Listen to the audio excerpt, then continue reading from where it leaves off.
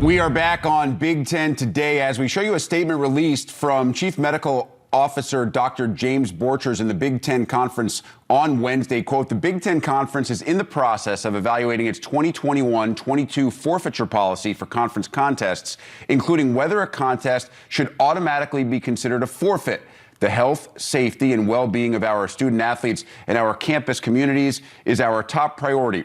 We will continue to work diligently and collaboratively with the Big Ten Conference Administrators Council, chancellors, and presidents, the Task Force for Emerging Infectious Diseases, and the Sports Medicine Committee to determine next steps, end quote.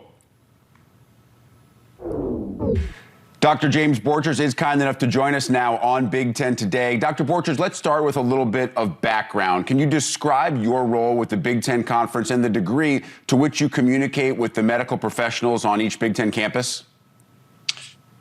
Yeah, so the role as Chief Medical Officer for the Big Ten Conference was really a role to be an advisor to the Big Ten Conference, to its constituents, the chancellors, presidents, athletic directors, senior women administrators, the folks in the conference office, but really also to be a liaison and a voice of communication from our sports medicine professionals throughout the institutions in our conference, to be able to advise and relay information back to the conference, to our institutions, but really to support them also in their endeavors. And certainly that's a role that we feel like in this time when it's critically necessary to be able to communicate and provide information has been critical to our success in being able to be flexible and respond to that. And I appreciate Commissioner Warren's confidence and the conference's confidence in me to be able to fulfill that position, and certainly the confidence from all our medical professionals across our institutions. Dr. Borcher, as a society, we are all familiar with COVID in general, but what is different about this Omicron variant and what we are seeing with the disruptions through both professional and collegiate sports? Well, the issue with Omicron really comes down to transmission and what we're seeing across sports. Omicron is a variant that is very transmissible, and it's certainly moving very quickly throughout various groups and populations. And so because of the speed of which the virus is being transmitted, we're seeing it affect large groups of people very quickly and causing a great number of positives in those groups. And so with that, it makes it more difficult for us to identify and contain the infection. And so as you've seen, we've had a number of disruptions throughout professional sports and in collegiate sports, basketball specifically, that have led to these disruptions. The virus itself is a variant of what we've seen with COVID-19, but because of transmission and its ability to move quickly, it has posed some additional challenges for us. What effect do the vaccinations and the boosters to those vaccinations have on infection and transmission of this specific variant?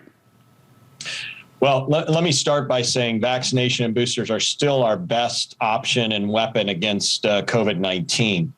Specifically with Omicron, we know that vaccination does not offer us the protection that it did against the Delta variant, which until very recently was the majority of COVID infections we were seeing in the United States. And so we are seeing breakthrough infections in vaccinated individuals, but those breakthrough infections by and large have been very mild. They have not been causing significant illness that is causing vaccinated individuals to need to seek, care at a hospital or more intensive care. But we are seeing infections from Omicron in vaccinated individuals. And even though those vaccinations are not performing as well as they were with Delta, with just the vaccination series, we do know that they've been protective to the acuity of infection. Boosters are a whole nother weapon that we have against Omicron, in that people that are completing their booster after their vaccination series have significantly increased protection against Omicron initially, and we're seeing that the booster is really important. So certainly those that have not been vaccinated should talk to their healthcare provider. We've encouraged everyone to do so, to talk about vaccination, but if they've completed the vaccination series and they're eligible, booster is certainly something they need to consider to protect themselves against Omicron. And I'm happy to tell you that most of our constituents at our institutions have really led the way in their communities by doing so. We have significant percentages of individuals, well north of 90% of student athletes, coaches, administrators, and even those that are at our institutions in the Big Ten footprint that have adopted vaccination and are adopting boosters. So really doing what they can to prevent the issues that we've seen in the past with COVID and with this new variant. What additional steps can we take to minimize these disruptions that we're seeing with collegiate and professional sports? Well, I think, first of all, let's go back to vaccination and boosters. If you're eligible, getting vaccinated, getting a booster not only protects you, but it protects your community. It protects your opponents. It protects those in your, in your immediate group, teammates, for example, on a sports team. So that's really important. The other mitigating factors that we have talked about with COVID now are still hold true. I mean, masking, and especially masking indoors, is really important. And I think it's a great example to set as well. And I've been really excited to see, in the Big Ten, for example, student bodies that have been masked, when they're at basketball games, or what we saw at the recent volleyball championships, where individuals are really taking masking responsibly in an indoor setting. And masking is important. Does help prevent transmission. Social distancing is important. Trying to avoid, really densely crowded indoor spaces is really important. And then just being very personally responsible if you're not feeling well, and just staying home, or being tested if you don't feel well. Making certain that you're not doing something that can contribute to transmission. And I think if we can get our hands around those things and continue to institute those, although we know we're all fatigued by them, it's going to really help us when we think about this variant. Dr. Borcher, what's different now in comparison to the way that we dealt with COVID during the last academic and athletic school year?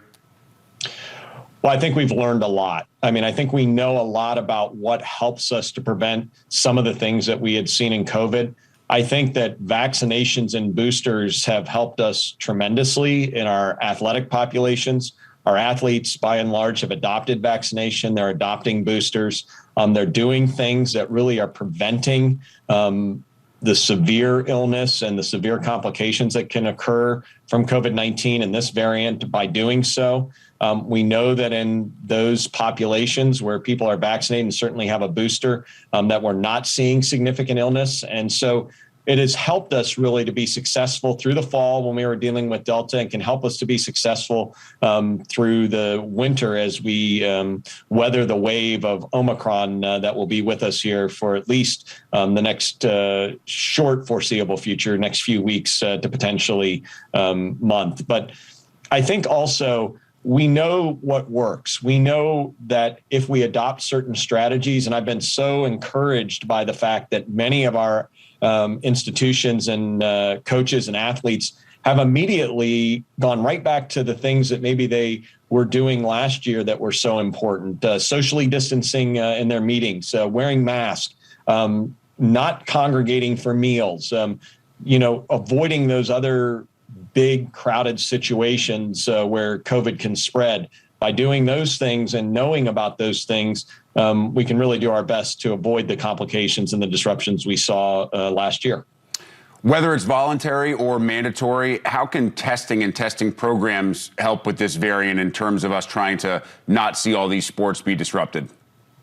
Yeah, well, testing is an important part of what we do to help us identify the variant and identify infection. And so I think that certainly we know that for individuals that are not feeling well, that are symptomatic, being able to use a rapid test at home, even on their own, to identify themselves as having COVID-19 and then isolating can really help to prevent transmission. And although we've had a lot of difficulty just throughout the country being able to get those rapid tests in people's hands, being able to identify early and isolate, we know helps to prevent spread.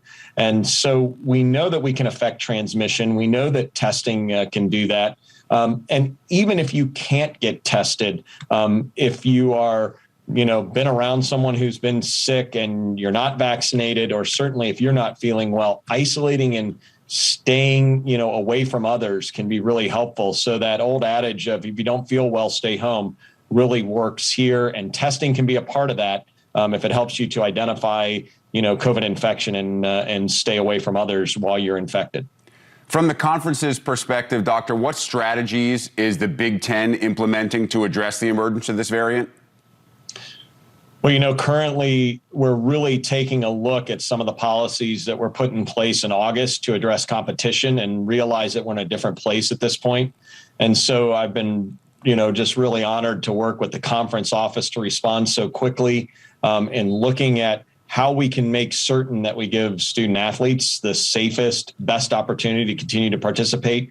We know with Omicron in a short period of time here that there's going to be some disruptions because there are going to be some breakthrough infections. And so looking at ways to minimize the impact of that on seasons, looking at ways to minimize the impact of being able to reschedule events and working with our medical staffs across institutions to identify when it's safe to do so, understanding their situations and being able to allow these seasons to move forward with as little disruption as possible is really the strategy that the conference has taken. And it's been something that I think will continue to evolve, but certainly something that we're working on every day. And certainly I know the conference is working on every day to make certain that this experience for the student athletes in the Big Ten and certainly in a healthy and safe environment can proceed with as little disruption as possible.